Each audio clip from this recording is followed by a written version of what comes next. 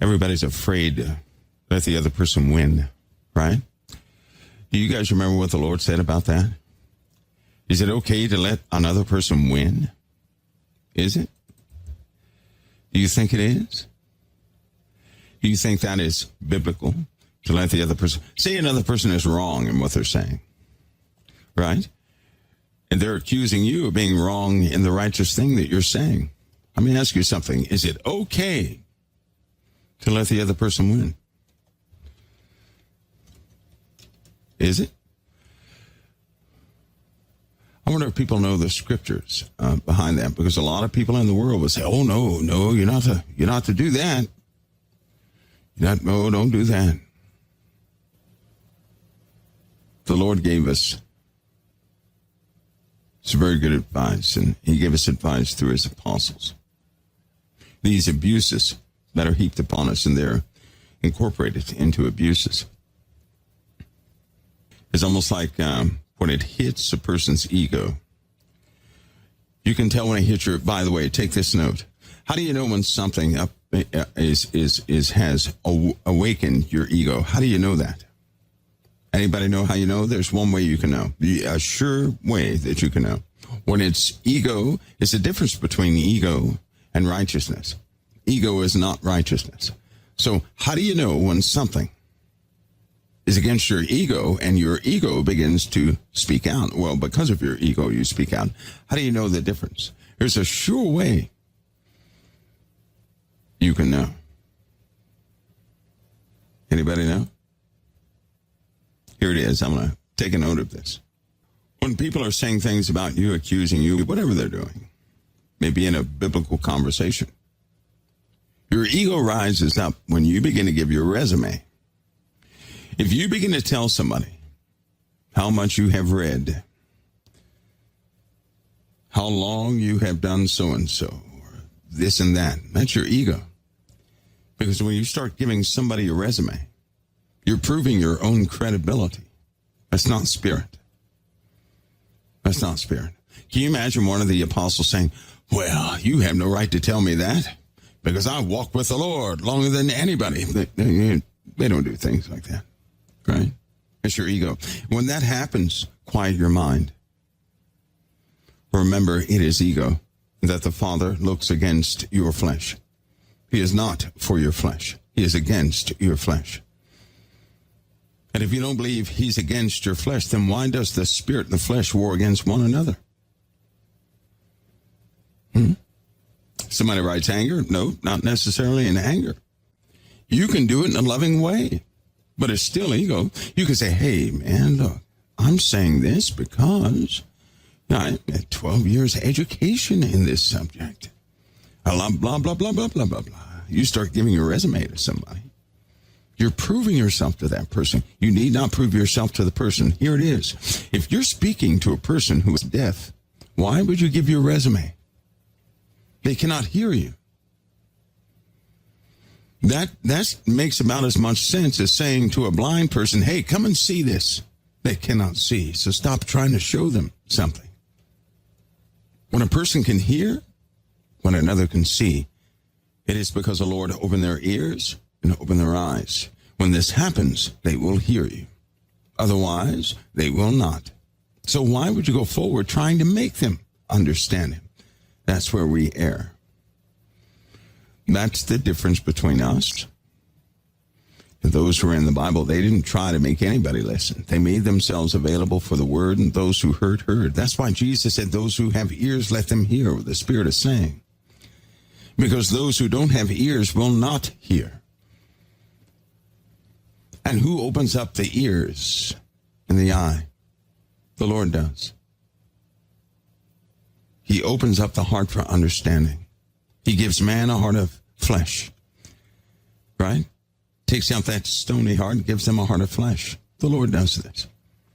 The Lord will prepare a vessel to receive from you. Never try to force a vessel to receive. That's not the way. The Lord will send you to people and have people come to you.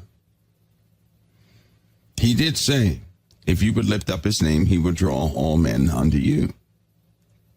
And what is He saying in there? Just what He said. He'll draw all men unto you, meaning when you are in your rightful position, then he can trust you to become a point of righteousness. He can bring others to. It is so easy for the Lord to have 1,000 people contact you in one day. But if he does this, he'll only do it if you're in position with the word. Otherwise, you're going to have to do it yourself. And if you do it yourself, you better believe there are going to be some compromises. And I'm telling you something spiritual. It's part of a spiritual principle. It really is. It doesn't matter how it happens. You're going to have to do something. You're going to have to do something. There's going to be a compromise somewhere. But when you lift up the name of the Lord, he will draw people to you. No matter how impossible the place is to find, he'll guide people there. He'll do it. He's always done it. He'll continue to do it. Remember that. If you're in your rightful position in these days, when things happen, those folks who scoffed you, the Lord will send them right back to you. You cannot be in a position where you'll say, well, I told you so. Now you want to hear what I have to say. You didn't want to hear it back then. He's not going to bring anybody to you if that's what you're going to say. You have to have a willing heart, a loving heart to give out his word. So if your worst enemy came to you, you would say, you would embrace him in love. And say, have no fear. The Lord's mercy is with us. His grace is before us. Let's go walk. And for many of you, the Lord will give that extraordinary gift to walk right out of your flesh. Can you imagine what it would be like to not wrestle with your flesh anymore? When you're in his way for his cause, he does just that. The flesh has no power to resist. Beautiful things take place. Beautiful things. He will do this in a time of great calamity. I'm going to share a dream with you guys, a very disturbing dream I had. It was a long one. I'm telling you, it felt like it lasted a week. And I haven't had one of these in a long time. I haven't. Now, I'm going to document the rest of it, but I'm going to give you the first part. People were doing what they normally do, but these weird problems begin to happen to people. Weird problem. It's just weird, right? And all of a sudden, there were hidden things, or let's just say new paths that people began to walk in and discover, right? For example, in this dream, I would always pass a house as I went by going home. This was in the dream. I have no idea where this place is. One day, a car ran me off the road, and I went back to the house, and I saw people back there, and I was like, what are these people doing? I'm trying to get the car out of the ditch. So they come and push it into the ditch further. These people just join together and push the car into the ditch further. They caused the problem to be worse. I thought that was bad until I got out the car. I get out the car. The car they pushed back on the road, but now they're standing in my way. They won't let me back. So I'm trying to find an alternative route to get back to the car just to go home to get this part of the dream over, because it was hard to capture what their faces were. You know who they were, whatever the case is. But I couldn't see what their faces were. So some things happened. I began to talk to them. And when I was talking, I remember thinking in my head, I will not compromise. I don't care what they do to me. I will not compromise. That's what I said in my head. And so I began to talk to them. And as I talked, they were accommodating. So they appeared to be threatening at first, right? But as I began to talk, they were not threatening at all. They weren't.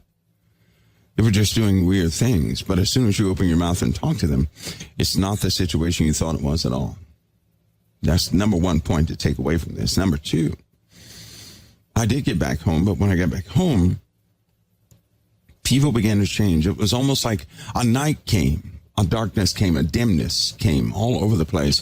I remember thinking to myself, how long is it going to be nighttime? How long is it going to be dark? It was almost like the clouds were this grayish blue. They were a grayish color, like storm clouds without the rain, right? And it was more gray than blue. So that could have been by anything. So it went on for a long time, and I looked out the window, and it was still dark. I mean, I had gone to sleep and woke up. I'm in the dream, and I went to sleep and woke up in the dream. So I'm asking those in the house, and for some reason I knew their names. I'm calling them by name and say, hey, have you guys noticed it's still dark? They're like, yeah, sort of. And they went about doing what they were doing. But it was the next day and it was dark. And I began to see the people next door. I began to see their problems. I began to see the problems in the house. Very clearly, I could see the problems. It was almost like I could see the problems and they needed a solution, right? All of a sudden, I began to see problems of everybody. It was like nothing was hid anymore. So I walk outside and I saw a flash in the sky. Now the sky looks cloudy, grayish looking sky, like right before a storm comes. I look up in the sky and I see a flash, and when it flashed, I saw these squares with appendages coming out, right? They look like boxes with some sort of an axle at the bottom, but they were just shadows. It flashed again. I saw more. I mean, the sky was covered, right above the clouds were covered with these boxes with axles coming out. I mean, it was covered. The whole sky was full of these things.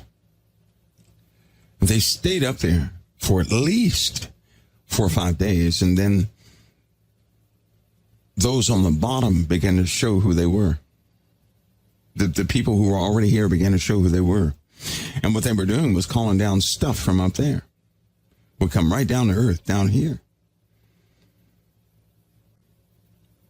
And they were like, we're gonna have this thing, and we're gonna take people back with us. The people that were right here on this earth, come to find out, a lot of them were folks that were affiliated with that stuff up there, whatever it was. They did not say they were from a different planet. They didn't look like monsters or anything else. That's not what they said. They said, we're going to take people to another place. And in this place, everybody gets a new life. And people began to really give it consideration. I mean, really give it consideration. Now, I'm sitting back listening because when I don't know anything, all I can do is sit back and observe. I had no interjection, no anything. I remember one person, if they were very subtle in how they did it too, because it's almost like they knew what you were missing in life. They knew exactly what you were missing in life, and they would appeal to whatever you were missing in life. They would become the answer to what you were missing in life. It was incredibly seductive in a way that it was not right. But you could not discern it because it would put your mind in conflict. You would start thinking to yourself, well, I know what the Word of God says. But there's no indication of deception or anything else coming from these people. And by the way, you've known half the people half your life. And they're just like you and I. But they're doing something, right? But as soon as they said, we're going to take you to another place and start again, alarms went off internally. Alarms went off. Right?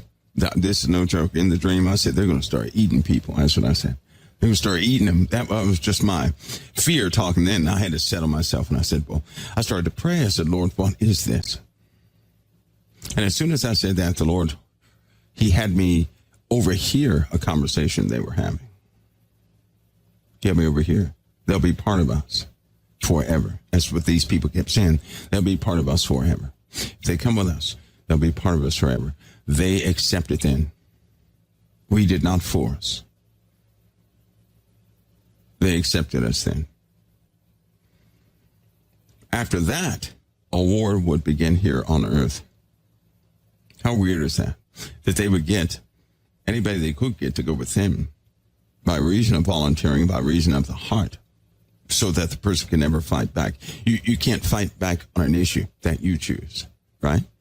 If somebody does something unlawful to you, you have all the rights by Christ to overcome that foe.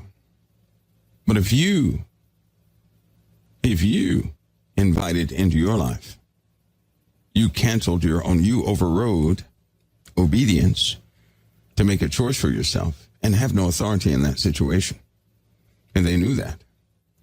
So they began to get young people. They were working on young people. Some of the old people were going too. I didn't see the point of that.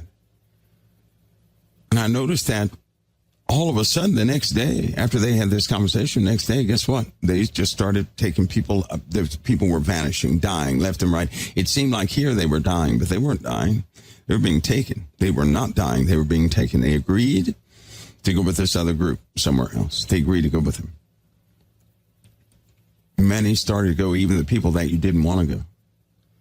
At that point, some of these people were people who actually solved problems, not like smart people you find in universities, but people who knew how to work on, cars, who knew how to work on things in your house, they had a lot of ingenuity, those type of people, the really useful people.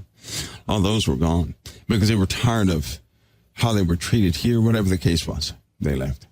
A lot of people were dying, but I didn't. It's almost like a body was left behind, but it wasn't them. That was like a husk. The real person went with these other folks, but a husk was left behind in their place. And I mean, they left by the droves. The next day, the world was so quiet, and you looked up in the sky as though nothing happened. Right? Nothing happened. But the world was kind of empty and stalled. It was kind of stalled, but at that point, that's when an element rose up. It was some type of element. You could hear it over the radio because they were dealing with the problems and the issues.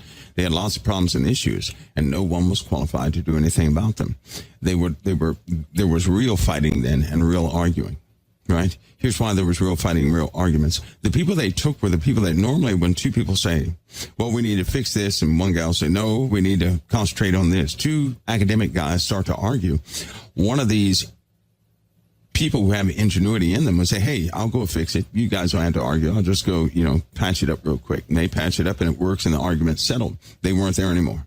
And so it's almost like the people of academia were about to kill each other over the stupidest things. And then it was almost like a pressure built up in the earth, like a mental pressure built up in the earth where things just weren't operating according to plan. At that point, the whole nation fell apart. And one of the whole points was to destroy a nation, to weaken a nation so much that it would have it just wouldn't have clear guidance in the direction it was going. So it was a emptying of the earth, it seemed like, right? Then the interpretation came. I'll give you the first part of it. Because there was an interpretation to this dream. I had questions, right? I had questions. So, I went right back to sleep. I said, oh, no, I got to have these. This was a dream. I said, I got to have answers to this one. Because it bothers you. When you have a dream like that, it will bother you internally. It really bothered me because it bothered me. I go back in. I wanted to know how in the world all that happened in the first place. And the truth was, we were not looking. We weren't looking. We didn't subscribe. Somehow we went so far off course that we couldn't see what was before us. That was our first failure. We couldn't see the blessings before us nor the curses before us. Because every single person, it seemed like, right there, when that was given to me, it was right there I could see everybody going for what they wanted. I mean, in the heart of hearts of folks, they were going after what they wanted. Ultimately, they wanted what they wanted. And they couldn't see. They couldn't see the truth because they were predominantly overtaken by what they wanted. It didn't matter what it was. But it seemed like everybody was consumed by wanting something, and that was the problem. Can you imagine a world where every single person wants something so much that ultimately that's what they're focused on, and everything they do in life is geared towards what they want? And it seems to be the condition of all humanity in this present hour. The second part of this was these invaders, right? These shadows, these things. Although what I saw was clear because of those craft or whatever they had were orange, black, white, orange, black, and white. And those were the colors. Predominantly white with orange trim marks or whatever, and some black lines here and there, but orange, black, and white.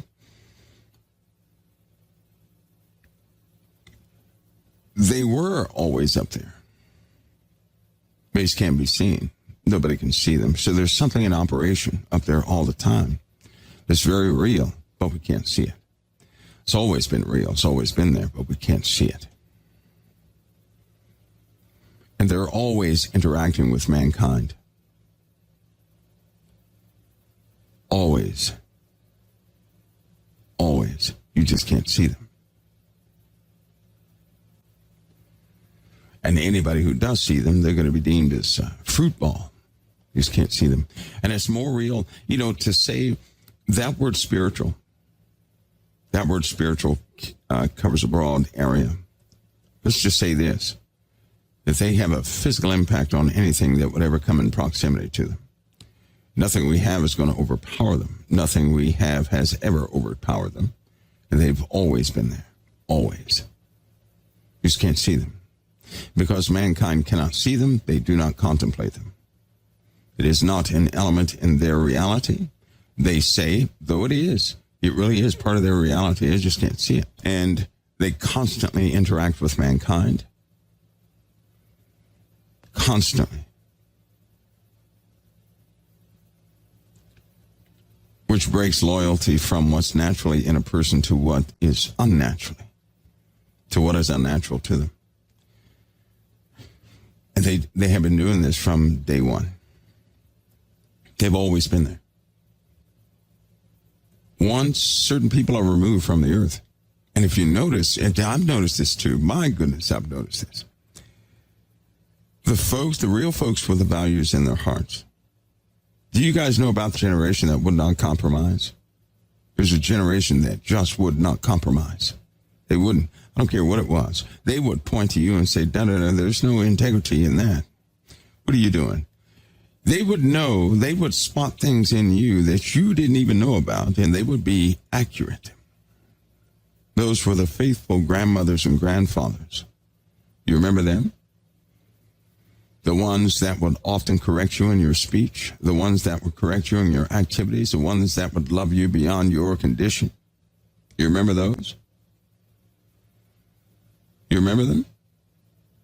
They weren't out to get anything from anybody, but for some reason they were always in a position to give somebody something, no matter what they had or didn't have, they were always giving. You remember those people? Remember those people? They're gone. The true engineers, right? The real people who had spiritual ingenuity on the earth. The ones who could put things together and make it work. The ones who could sit in a rocking chair in the middle of a hurricane and look you straight in the eye and say, if God didn't want the hurricane, then it wouldn't be. So sit down. They would often tell you to sit down, calm down, sit down, right? Those folks, they're gone. They're gone.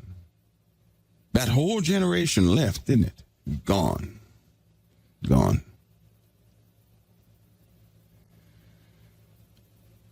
Which took out the other folks there were a lot of people who would do things for these folks who were undecided in what they would follow. They really were. And they're gone. The world is left with people. If you look closely, and I started looking at this naturally, I really did. If you look at the world, you'll see the type of person that's left are the type of people that think they're right. Have you seen it? Did you open your eyes and see it? They really do think they're right about what they're talking about. Over the other person, what I considered, what I saw, I kind of looked at things again, and I'm telling you right now, the people who are left are not the people who serve one another, but the folks who look for a position, right? The folks who think they know it over the other person. That's what you see in the world right now, which makes it all the more daunting. The ships, I'm going to call them ships that I saw, were in that representation as a conveyance of an occupation, right? There's an occupation taking place that we cannot see. We're not privy to see. We refuse to believe. And because we cannot see it, we fall prey to it often.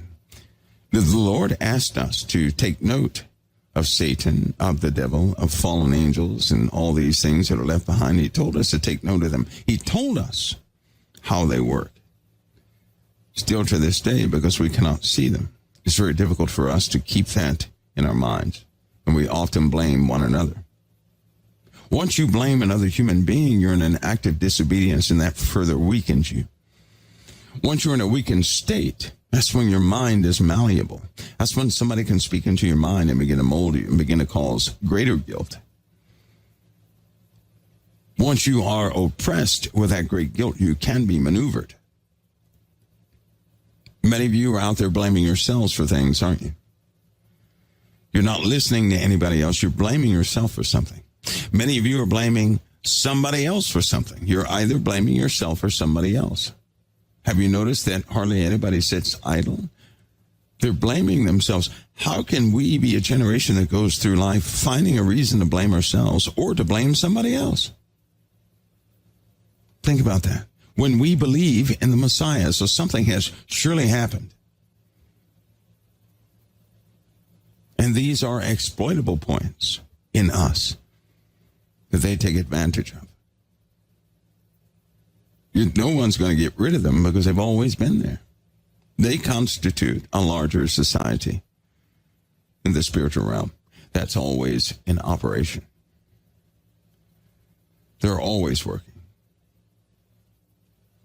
They don't come down like monsters or Bigfoot and start clubbing people over the head. That's not the way they work. They work in a very different way. And if you're not careful, if you start listening to what sounds like it could be love, but it's absent the truth that you know by Christ, which is what a lot of people were doing, there's going to be problems. Ultimately, they're chipping at society. They're chipping at strategic points. They're getting people out of the way so that the populace has no defense. You know, in Revelation, when the day of the Lord comes and you see all the unrighteous on the earth, that was the plan. All the righteous, right? All those who are righteous, they're few in number at that time, the Bible says. Few in number. Few in number at that time. And the generation that used to motivate us, they're not here anymore. We're certainly in different times. Everything is changing. If you can remember certain parts of what I just told you, they line up perfectly with the season we're in. Because again, I want you to take another look at the world and tell me what you see. Do you see people trying to serve people, or do you see people trying to be right? In the body of Christians, what do you see? Do you see people who live in the liberty of Christ? They're not blaming themselves nor somebody else or something. Or do you see Christians who have someone to blame, or they blame themselves? What do you see? Is man going to be ready for what he'll see? No, he will not. And when the Lord says all faces are going to gather blackness, I think he meant it. That's being lifeless, just so you know. But at least with the Spirit of the Lord, we stand by the power of the Spirit, not by flesh, right? Not by our own resolve. Those who stand by their own resolve won't make it. They will collapse or give in to the powers they see before them. But these things were capturing people through massive amounts of confusion, oppression, through appeal. People were actually being lured by appeal. And the people who went with him, these are the people who had no position. Listen, some of them were real nice, but their belief in Christ was not strong. Do you understand? Because if their belief in Christ was strong, they would wait on him and him only. But that's not who they were waiting on. They were waiting on anybody who they thought could save them. And when they had interactions, nobody else could see the interactions but them. And they were so overwhelmed by the interactions, they knew it was their answer. That's beguilement. God doesn't work that way at all. He gave us instruction. Our trust is supposed to be in the resolve of the Messiah. But that's not what's happening right now. And even now I can perceive something, even amongst you all. Because you're looking for answers. Why is everybody looking for something? They're looking for something. And if you're looking for something, that means you have not found. And if you have not found, many things are going to be presented. That same feeling I had in the dream, I can feel right now in a strong, yes, I said feeling. It's even a cause, a reaction. It's like I'm baffled, yet ready to fight, to make a complete fool of myself by not holding back anything so that somebody won't fall for these tricks. Because those who think they're not falling for it, they've already fell for it. As it turns out, true evil. And the Lord has shown me this over and over again. True evil can often be the most loving thing you've ever experienced in your life. It is the answer to your life. See, Jesus is the answer to our eternity. And if you are no longer flesh but spirit, then you have given up your life. That's called the old man. And your eternity has already begun. Because of the birth of the kingdom of God within you. These are principles. But if you're on earth and you're missing things, and you can look at a movie and become sad because you don't have what they have, then you're looking for something right here on this earth, and you're not there yet. That means they're looking right at you. That means they're working in your life.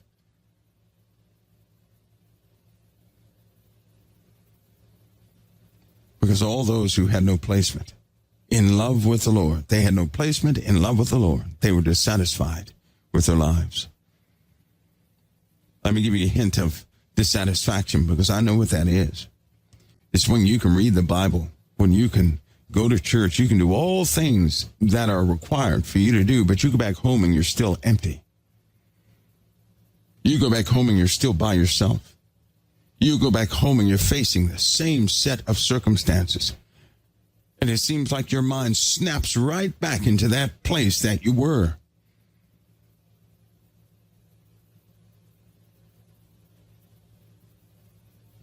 And nobody can tell. You know that nobody can tell. I heard a guy in that dream say, well, if people knew I was in this condition, why didn't they come? It's because people can't see. But those other things do. And too many people said yes. If something were to come, if an opportunity were to come in life, because I heard now here's how it looked to me. This person got out of a spherical looking machine thing, stepped in front of another person and said, how would you like to be the best plumber in the world? And the person smiled. And he had his toolbox. And then that person that walked out said, hey, you come with me. That's exactly what you're going to be.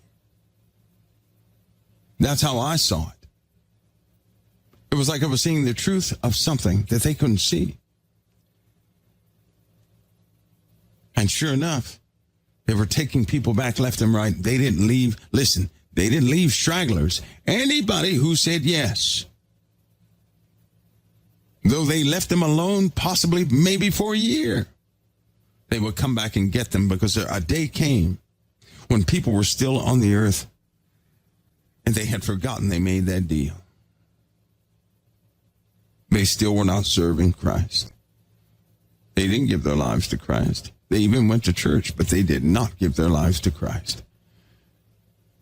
These things came back and got the stragglers. And all that while I could look up in the sky, although the numbers were dwindling of those things that were in the sky, they weren't totally gone. Broad daylight, I could see one. It's like nobody else could see it. In those days, it was almost like everybody was turned inward to their own situation, their own problems, their own life, their own everything, and they couldn't see anything external. Then a day came where they wouldn't listen to anything external. And that's the day when these things made their presence known through people who were already here. Those things that were up there were already here on earth and had been here for a long time. And you don't know who they are, so you can forget that one. They were like secret agents. I just started seeing their uniforms were orange, white, and black also, and it matched the craft. So in the dream, it kind of allowed me to identify them. But other people could not identify them, nor could they see all the craft in the sky. Of the people who did see the craft in the sky, they were terrified because they knew that nobody else could see them. They knew what they were doing, but nobody else was listening to them. A guy was trying to warn everybody by his smartness, how smart he was. It didn't work. Another guy was trying to warn everybody because he had credibility. It didn't work. Others were trying to warn people by every means out there, and it wasn't working. Do you not know?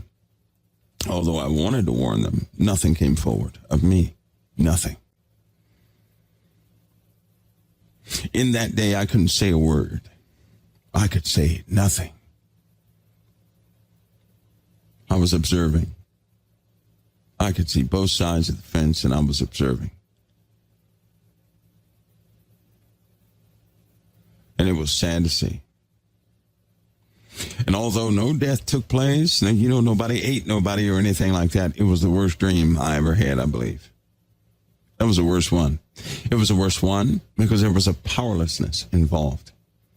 To see people being consumed or taken by these things, totally usurped, and they had no idea what was going on, that was the hardest part, knowing that you were powerless to stop it. Now, that was difficult. Nothing could be done. Nothing. So, in my brilliant mind, which is not brilliant, I thought I'd share that with you. And I'm going to document that thing to clarify it, to match it up against certain scriptures.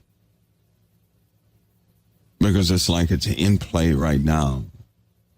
And there are too many people out there still, right now today, who are totally turned inwardly in their own lives and their own issues and their own problems.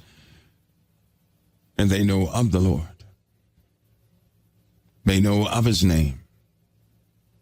But they're not relying upon it. They're still relying on something in this earth to manifest and change their situation. So if anything comes to grant them anything, they can so easily say yes to get out of the trouble they're in. Some of you right now, you have problems that cause you tears and great pains. Now, you may say in your heart that I don't care what comes, I'm not going to give in to it. I wouldn't boast that if I were you. I would rather ask the Lord be with you in that moment. Because if you are desperate to get out of your situation, that's when they're coming. That's when they give their presentation just to you and nobody else can see it. That's when your heart begins to change and you'll sit there and say, well, I'm going to do so and so. And your hope will be in something total opposite of what the Lord put in you. Not knowing what you're doing, you'll find yourself lost. And if it continues, lost for an eternity. See, we want something badly in this earth. The truth is we have done things already to get it in this earth. It just didn't pan out too good. The Lord demonstrates his truth all the time for us. We just don't pay attention all the time. And there are other elements at work, strong elements. You're not going to overpower them. You can only resist them. You can resist them by refusing to give in to what they appeal to the most in you. But I'll say it again, if you're looking for something in this earth, you've got a problem. If Christ is not your fulfillment, you're all in all, you've got a problem. You have got a problem. These things, they were just like you and I. They were upbeat. They were just like you and I. They were like people in your youth that you used to know, who were full of life and full of energy. The opposite of what most think they are. That's how they were. That's how they presented themselves. That's what you would sense getting around them. And people were calling that energy that they felt truth, disregarding the warnings of the Lord. They will thin out the earth. This earth is going to be severely thinned out. I mean, severely thinned out. It'll come in one of those off seasons. That means a time that you cannot, doesn't matter what you have, you're not going to calculate this one or discern it. You will not discern it. And it's already been spoken. It's already been decreed. The problem is, we've been primarily concerned about being right,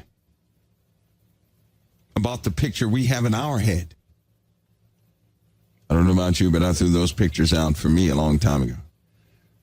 I don't have a picture of what the end is going to be like. I used to have a picture. I don't anymore. I only rely upon the truth, not me. I'm certainly not looking for anything in my life.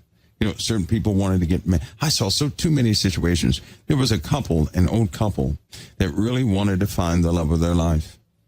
They were Christians. Listen, they gave up their Christianity because the love of their life presented itself to them. They saw a glimpse of it. They saw a glimpse of it, and it wasn't even real, but because they saw the glimpse, they said, how could you show me something I've been desiring all this time? Yes, I'll go. I'm telling you, they appealed to the heart of hearts of mankind.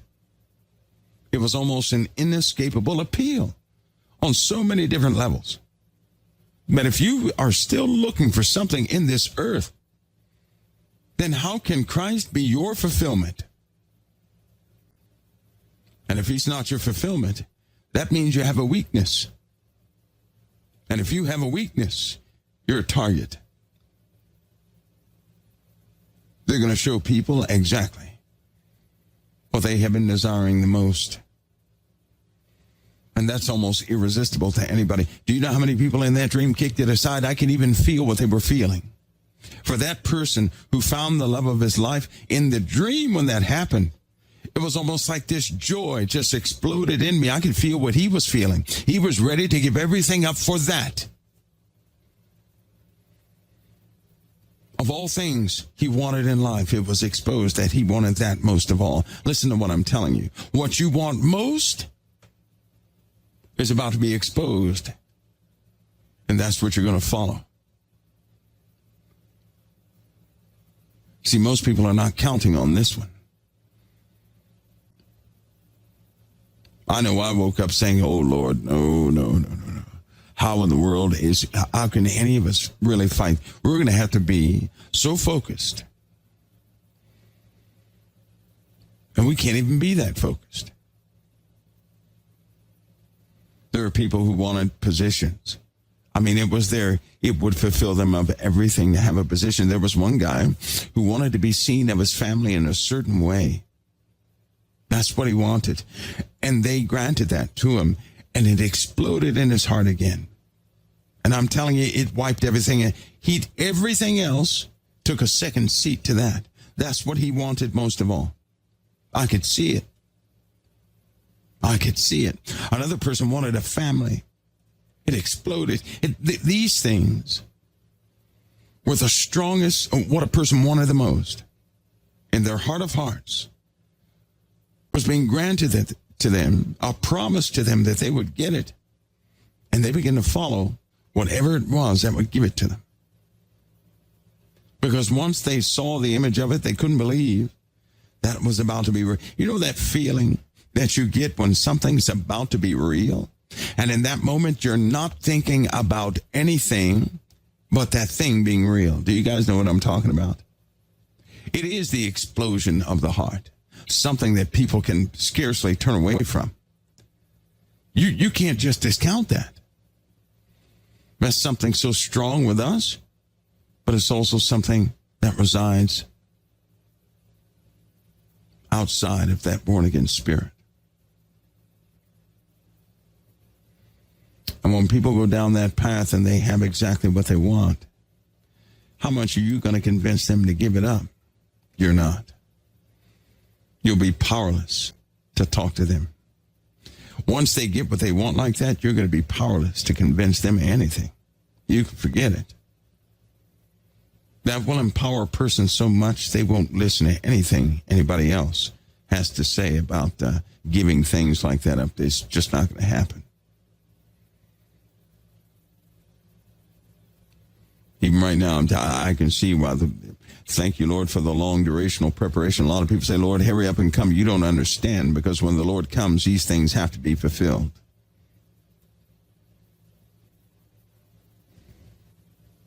I wondered.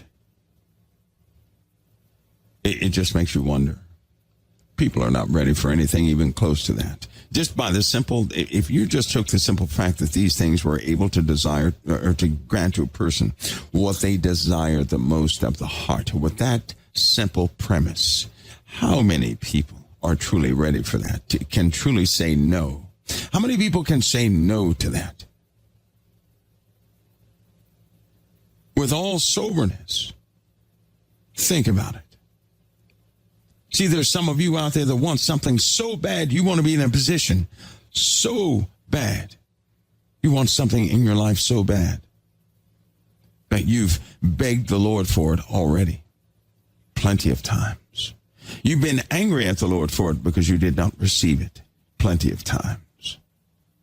You've been depressed by it because you didn't have it plenty of times. So what happens when something pops up and grants it to you?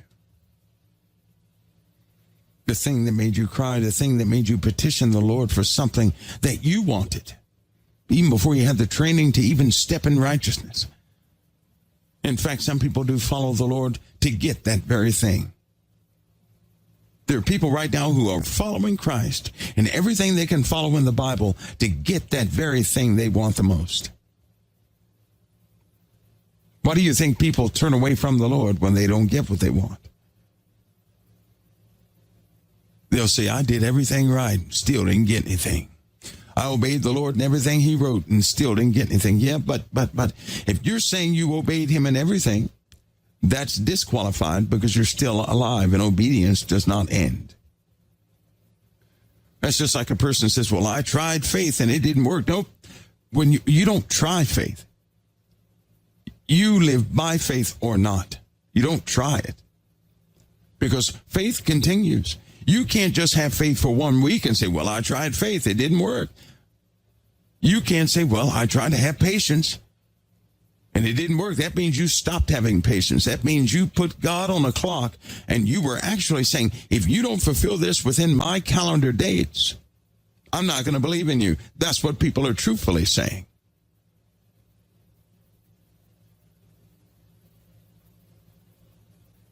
There's somebody out there right now that just saw it. They said, I did that same thing. I stuck the Lord on my expectancy dates. And because he didn't make it within the time limit I gave him, I threw a tantrum. I see it now. I hope so.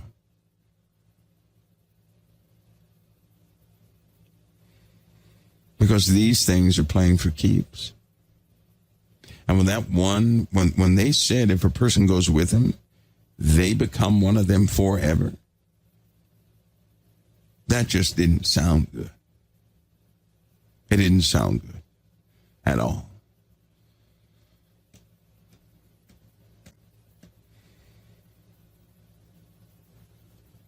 Folks, I'm not going to hold you hostage. I got to go. I just want to share that with you because it's bothering me right now. It's bothering me because there's so many different points to this thing that I can't communicate right now. It's bothersome. It's worrisome.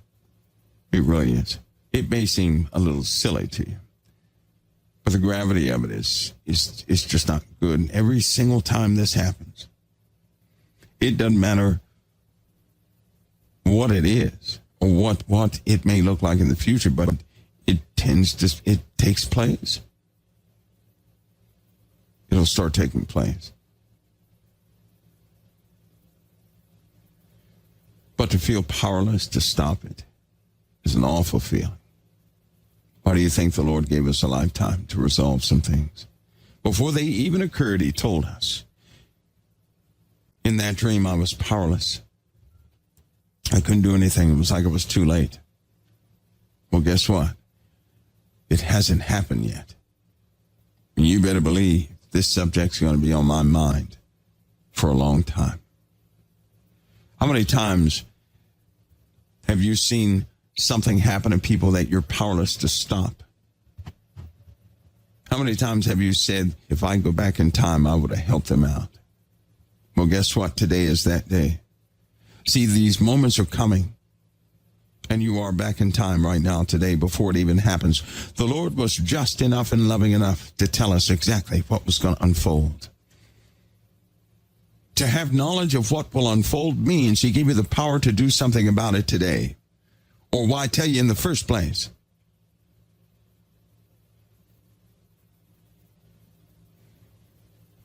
And it may require everything of you.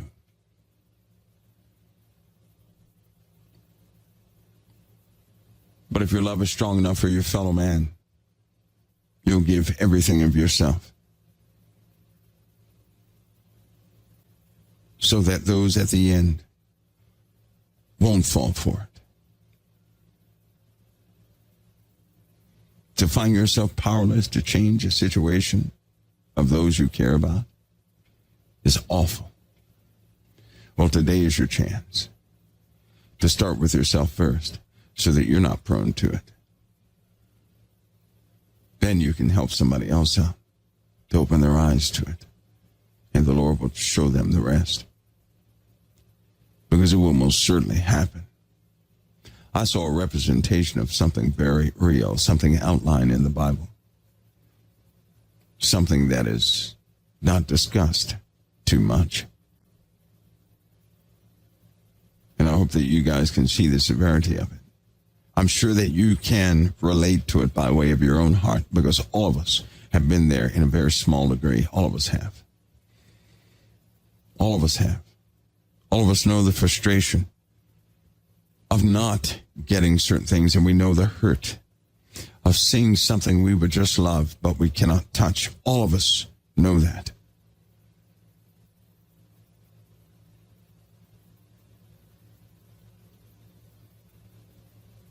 To break the bonds of darkness during that time will be almost impossible, but the bonds can be broken now.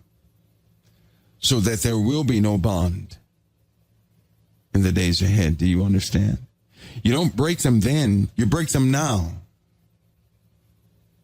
You don't wait till the devil comes to choose Christ. You choose Christ now.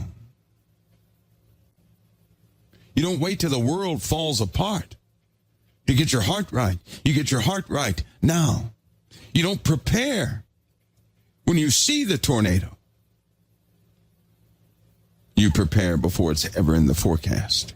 That's now. Do you see that? Serious, sober preparations in truth by way of the Spirit as given to us by Christ and the prophets of the living God. Because what we're about to go through, a person cannot go through. Whatever changes you need to make, you have this day. You do not have tomorrow.